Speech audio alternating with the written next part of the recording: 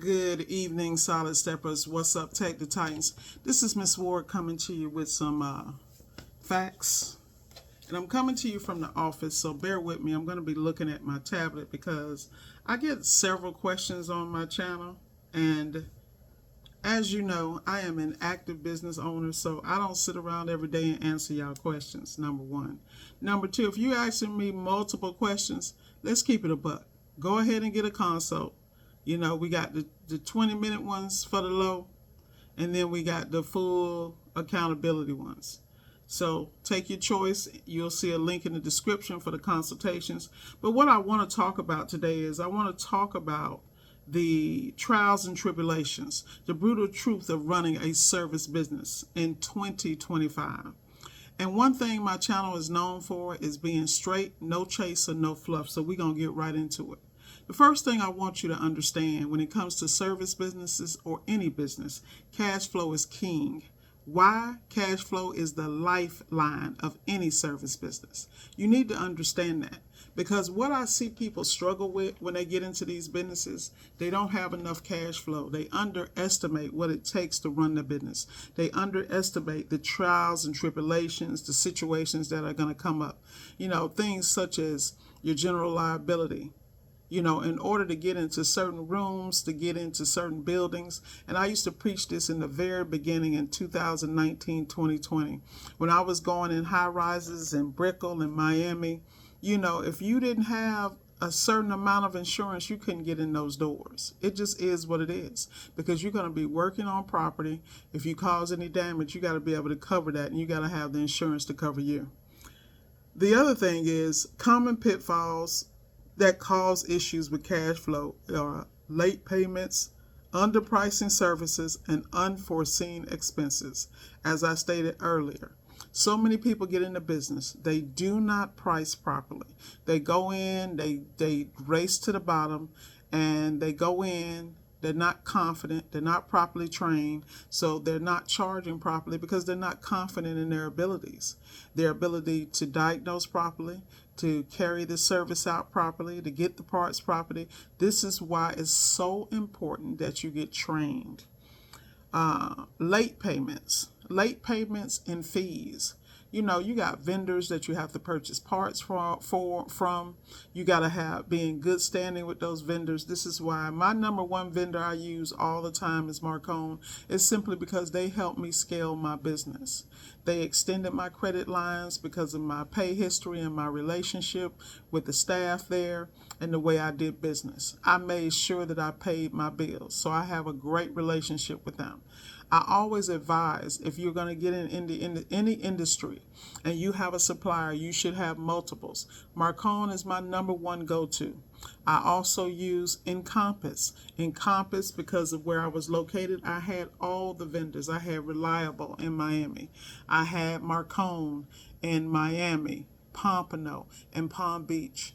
I also had, and since I cover the entire state of Florida, I have Marcone throughout the entire state. So when I'm in Tampa, I have Marcone. When I'm in Orlando, I have Marcone. When I'm in Jacksonville, I have Marcone. You know, but I also use Fox Appliance, which is in Jacksonville, but they're also in Georgia because I cover Georgia. I use Sunberg out of Chicago, great company, great business. I use V&V. You know, at the end of the day, you got to be able to have a circle of vendors you deal with, and that's in the appliance industry. Of course, I have relationships with Home Depot for tools. I have relationships with Granger, but that goes back to that cash flow. I worked on building my business credit. This is something that I coach people on that are in my group. I coach people at my round table. I coach my clients.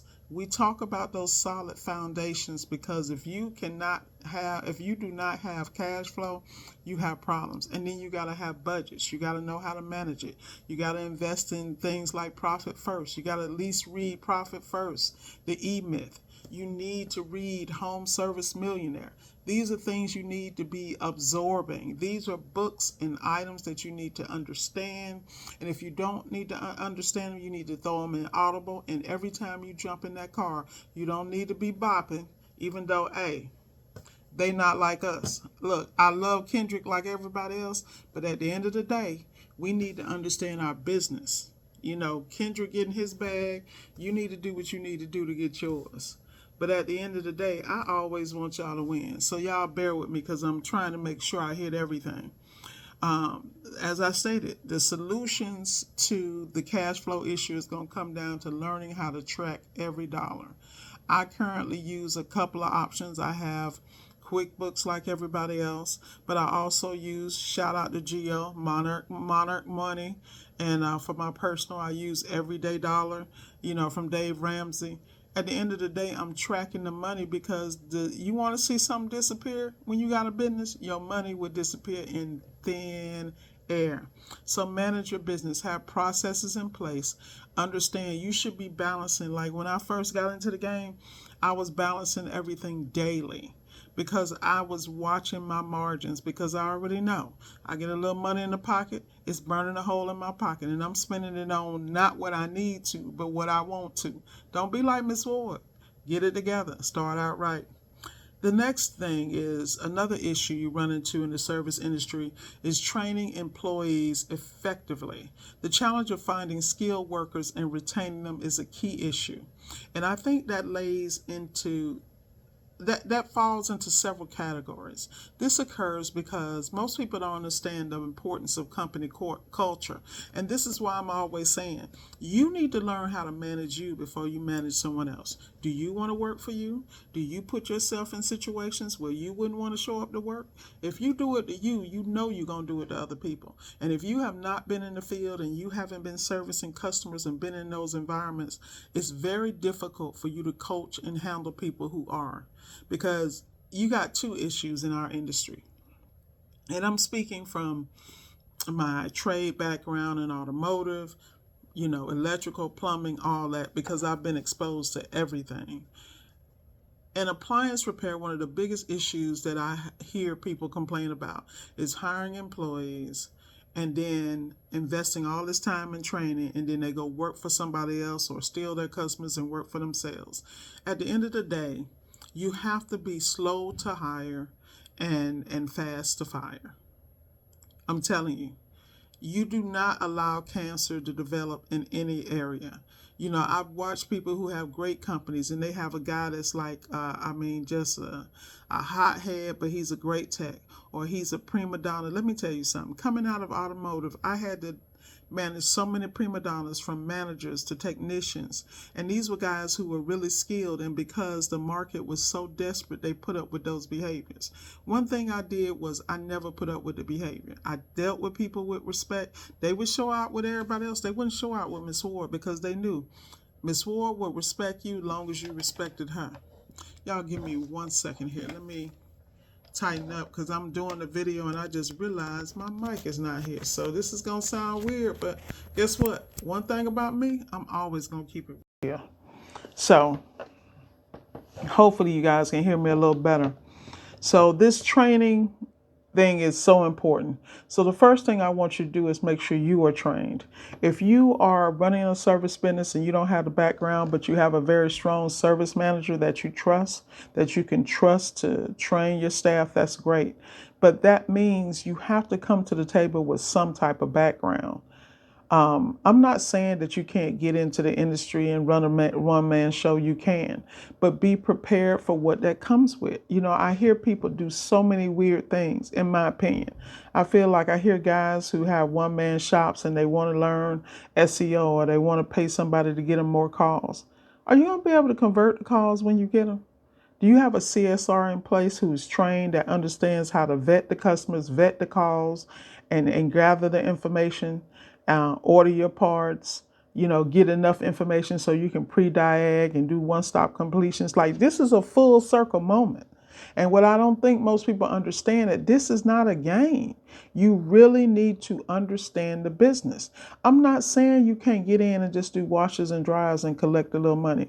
But the people who, in my opinion, who do stuff like that, they really don't want a real business. They just kind of want to make enough to get by, stay under the radar, hide from the IRS, they be doing some stuff that I just don't subscribe to. Because at the end of the day, there are things you're going to need as time goes on. You're going to get older. You're going to need to retire. You might want to sell the business, or you might want to keep it in the family.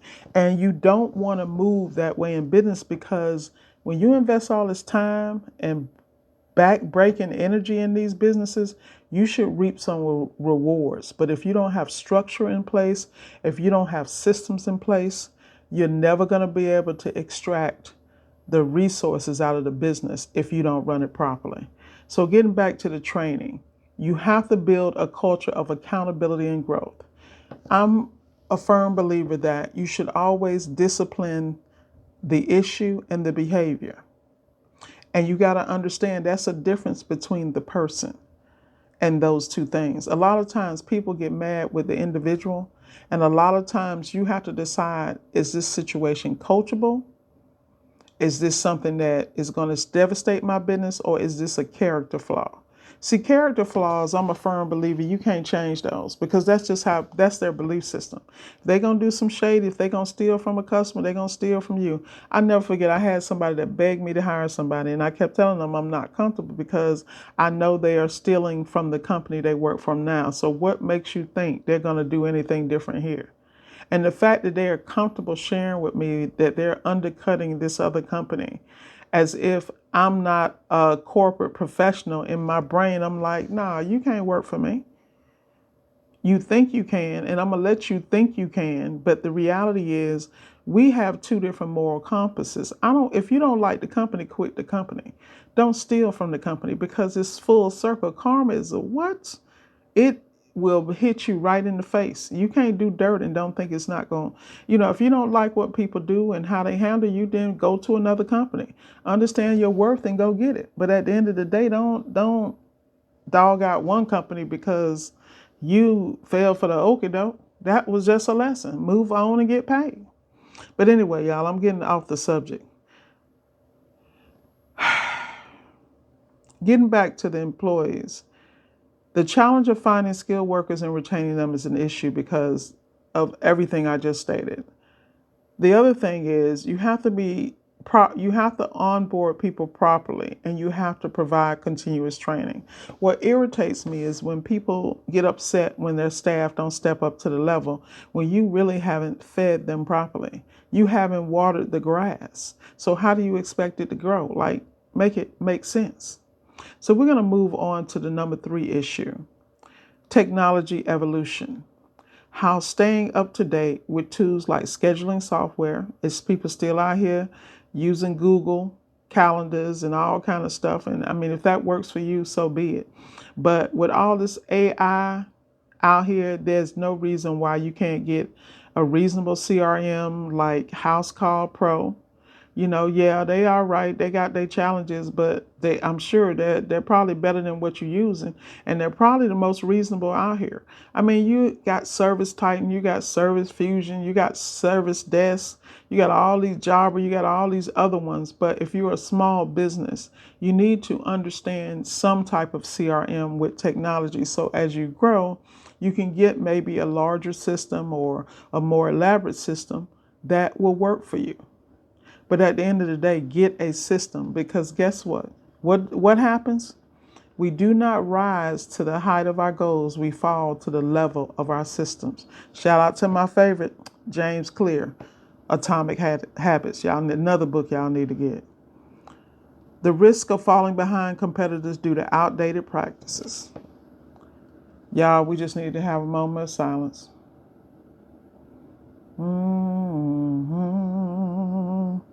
You know why?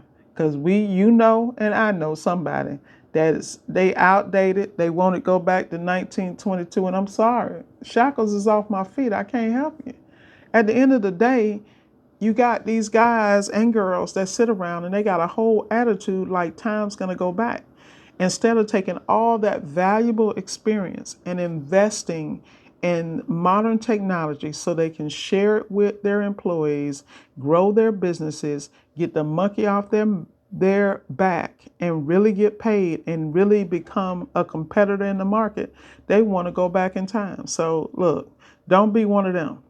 Do not fall behind. Please don't. And going back to this software, this scheduling software, you also need to be on top of your inventory management systems along with your diagnostic technology. If you do not have the Smart HQ, just swipe. This is not the channel for you. And the reason I'm saying that is that I still see people out here having issues with GEs, and when all they got to do is plug it in and follow the prompts. It's not that hard. Y'all got to bear with me because I'm having issues with my tablet because the tablet wants to go dark while I'm talking to y'all. But I want to make sure I go through all this. Number 4, customer service matters more than ever. This is so true. The rise of customer expectations and how reviews can make and break your business. I have reviews that get me so many customers. And these were reviews when I first started. And that was my whole focus when I first started, when I was still learning the industry. And you think I know it all now? No, I don't. I'm just sharing. I'm sharing because I'm trying to help you out. And at the same time, I'm coaching myself through the moment. So please understand, customer service is king. Now, there are a couple of qualifiers. You need to understand what your customer, who and what your customer is and what that avatar looks like. I deal with a lot of high-end clientele. I'm not dealing with no roaches, no rats, no infested, struggling situation because I don't do struggle bus on no level. If I want to do that, I do charity. Now, some of y'all got a problem with that, swipe too. Because at the end of the day, I'm a firm believer that when you're in business, you need to figure out who your avatar is and what environments you excel in and where is my money, like Grant Cardone, who has my money? At the end of the day, if you expect to be getting paid a premium, you need to be in environments where those clients have discretionary income, number 1. They pay for the quality of service that you bring to the table and professionalism, and they respect the process. I am not going to deal with drama on no level, personally or professionally. So I eliminate that. And it's not like those clientele don't try me. I had one this morning had sent me a text with an exclamation mark, and I politely what they call it, promoted them to somebody else's customer. I do not play the radio because I am a professional. I come to the table prepared, and I have every intention of not only resolving the issue and making sure that appliance is not only repaired, but better than when you got it brand new, because that's how serious I am about it. But that also has to do with my training, my work ethic, and my investment. I'm not going to waste the customer's time. I'm going to communicate. I'm going to communicate when it comes to parts. I'm going to communicate when it comes to pricing, and I'm going to communicate when it comes to the appointments, arrival times, and things of that nature. I do not play about my business, and I provide a service at an elite level. That is exactly how I move, but I also don't tolerate it, drama, because I'm not bringing it to you. And I can stand like that because of my reputation. And I work for that. So I don't allow anyone, employees, subcontractors, to compromise my reputation. And that goes back to that employee piece. You have to be the employee first. You have to be disciplined and hold yourself accountable before you can hold anyone else accountable. The art of managing dissatisfied customers and turning them into loyal advocates. That is a very delicate process because things are going to happen. But if you step out the way I do, customers give you grace because they already know, number 1, you're the best they ever seen. They love you and sing your praises, and you really walk on water. So if you make a mistake, they look a little crazy, but they good with it because they don't want nobody else in their house but you. I deal with it every day. So getting on to the next one. Lack of structure and flow. The chaos of running a disorganized business. This is something I struggled with early on, which is why I'm so big about systems. When I first got into the industry, I stepped into the market, saw a gap, and I just went right for it. I mean, I was hitting home runs out the door, and I was hitting so many home runs, I was stumbling over myself. And I walked into the industry thinking that I was dealing with the same clientele from the industries I came from. And when you come from a certain structure and then you walk out and you try to create a structure with people who don't understand structure, it is a nightmare waiting to happen. When I initially got in the industry, I had, I was in there running and gunning. I had several subcontractors because I understood how to structure the business out. What I didn't understand was how to vet the subcontractors or the employees. And that was something I had to roll back and do. And this is why when I'm telling you to understand the process, I'm the kind of person, if I tell you I can do something, I'm not going to lie to you. I'm not going to be in my head thinking I can do something. And what I found in the industry is that because the standards were so low in certain areas and guys have been able to retain jobs for multiple years doing substandard work, they didn't understand that I'm not the boss you used to work for. No, I'm about excellence. I'm not only going to pay you a premium, I'm going to pay you above the national average because this is the level I'm expecting from you because I am extracting the same level from the clients. They are paying me a premium because of me and how I show up. So if you show up and lower the standards, then we got a problem. And in the beginning, I had to pay for that. I had to pay for it financially over and over again. And it's fine because it was part of the process. That's why now I don't play like that. I don't just hire anybody. I don't work with anybody, just anybody. And I don't affiliate myself with anybody because when I see the sideways stuff coming, I'd be like, miss me with that. Miss Ward be like, oh, uh-uh. I'm too old for that. I'm gonna let you go play with somebody else because I'm not the one. And when you're in business, you got to take your stuff seriously because no one's gonna be as serious about your business than you. The other thing is you have to create standard operating procedures. And you hear people talk about SOPs all the time, and people be like, "Oh, I don't need that. I don't need that. I know what to do."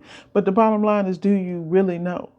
When you create standard operation procedures, you need to be following them first. You need to be in all the scenarios where people can take a shortcut because they didn't want to follow it. You need to do it first. So when you're managing people that's trying to do it, you've already been there. This is that's the secret sauce. You have to go through it yourself. And then you have to see all the ramifications of not following those standard operation procedures so that you can not only explain it, but you can catch the curveballs before they come. Because as your business grows and expands, it's more exposure. There's more opportunities for the drama to happen. So put things in place so you don't have to have that. That's why SOPs are so important. Number 6, y'all know this is my favorite. Discipline is non-negotiable. While showing up consistently is half the battle. When you start a business, just showing up, going when you don't want to go, being exhausted, being so disheartening and upset from the failures from the day before. And really, they weren't failures, they were just lessons. They weren't losses, they were lessons. And when you understand that you get up and you have that stick-to-itiveness and the diligence it takes to be not only a survivor, but a thriver, you'll be fine. But I think that is so important when it comes to business because I think most people don't have a clue and they allow so many things and opportunities to fall. Y'all got to excuse me because I'm fighting with the tablet per usual. Things get in the way.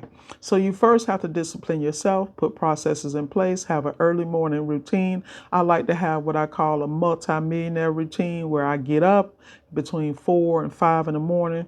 I meditate. I hit the gym. I make sure I choke down all my, vitamins I'm going to take or herbs or tinctures or whatever I'm doing that day. And I try to make sure I get my head in the right space so that no matter what comes, I can take the blows right in the center of my chest and keep moving because the blows coming. I mean, whenever you're an entrepreneur, you can expect that. The other piece is the importance of maintaining professionalism even during tough times. This is something I struggle with because I'm so zero tolerance. Like most people don't even have to question whether I like them. They already know. You can see on my face. Don't do it. I am so not the one. And it's nothing personal. It's just that I have lived enough life to where I'm just sitting here looking crazy like,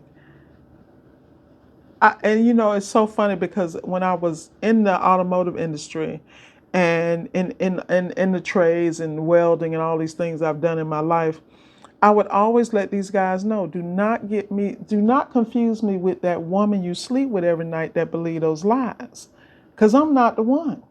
You go tell her, the one you put that ring on her finger and she fell for the okie doke, but not Miss Ward. And it's like a running joke. But the reality is that in all situations, your temperament is going to be tested, and it's an opportunity for you to rise. You're not always going to rise, but you can always reflect on it and be better. Because you know what the old folks say, God is not done with us yet. We are not perfect. But always understand that that is the goal.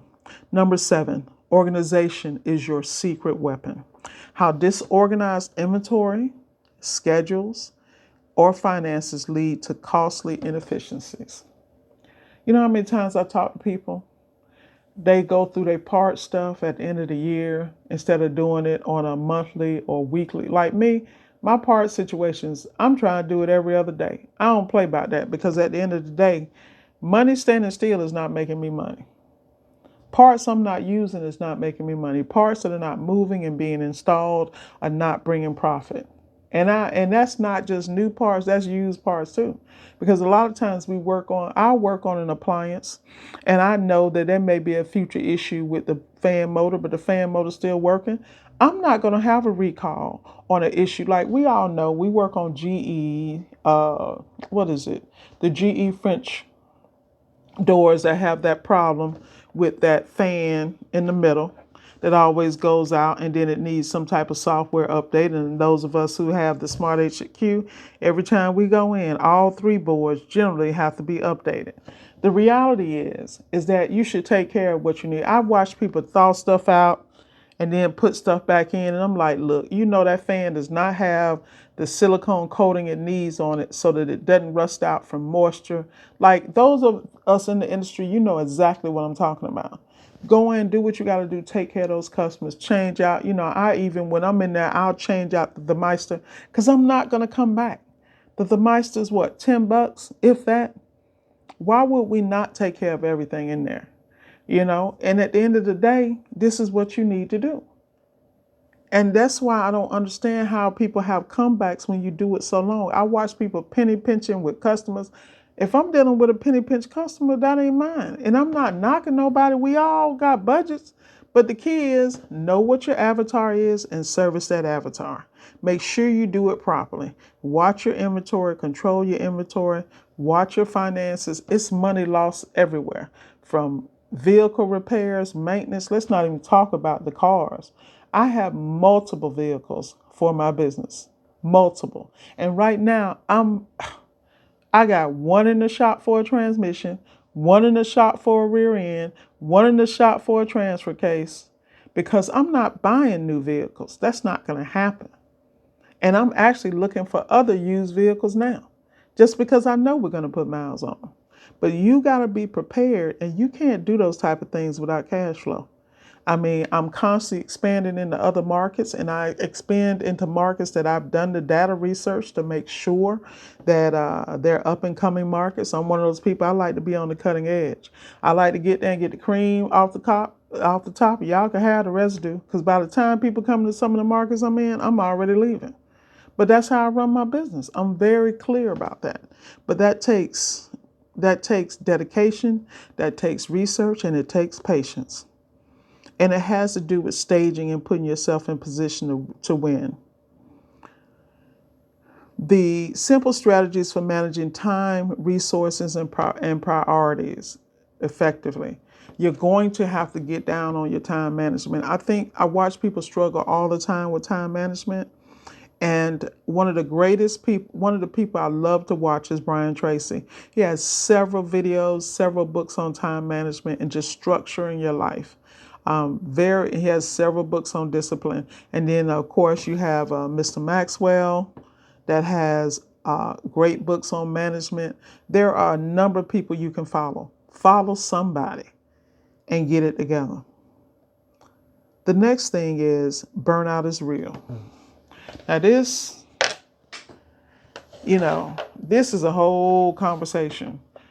I watch people burn out because they don't take care of themselves, they don't structure their lives, they don't prioritize their repairs or their clients or their personal life. I have really worked at that. So the one thing that helped me do that in my life was I just eliminated the BS. I eliminated anything that wasn't about taking me to the next level. I eliminated it personally and professionally. That made it real easy. Now for you, it may be different. But at the end of the day, if they're not helping you win, I'm trying to understand why they even around. Because there's no other option. We're in a day and age where things are changing every day. And if you are stuck on stupid because you hang around stupid people, then what does that make you? I'm just be honest about it. The importance of self-care to maintain longevity in the industry is so important. This is why I take the time. When I tell you I don't put up with no mess, I don't put up mess with myself. If I hear self-negative talk, if I hear me not, if I watch, like right now, when I finish this video, I'm going to the gym again.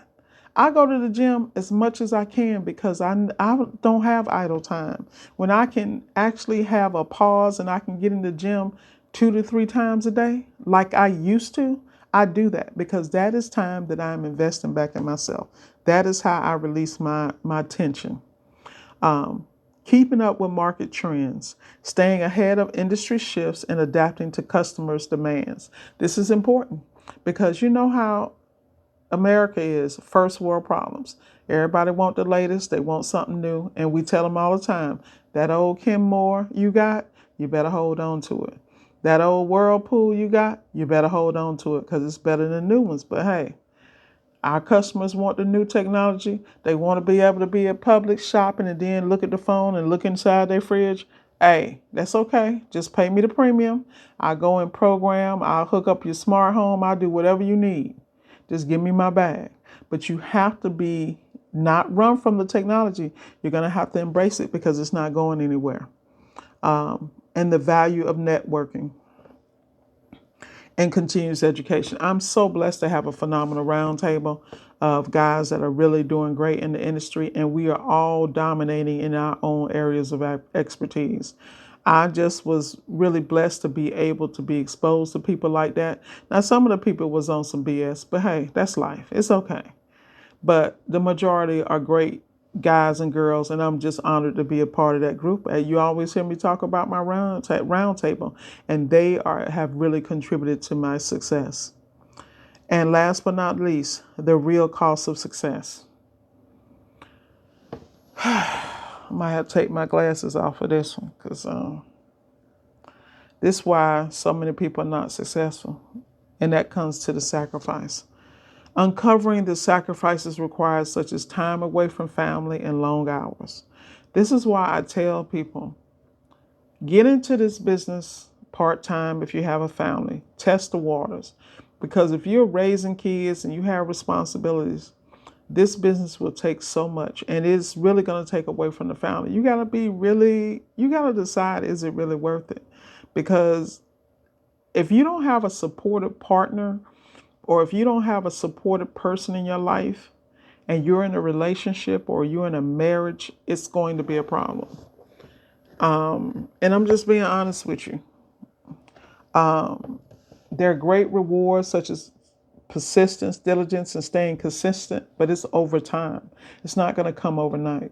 So I'm always telling people, young women and young men who haven't started that journey yet, this is a great opportunity. But just remember that partying and doing all that stuff you want to do, you're not going to be able to do that and do this, not to be consistent, because the money's going to come quick for some of us, but it's going to go quick too, because you're not going to know what to do with it. I'm telling you. So have your systems in place. But I kind of wanted to just have this conversation about the brutal truth of running a service business in 2025, what they don't tell you.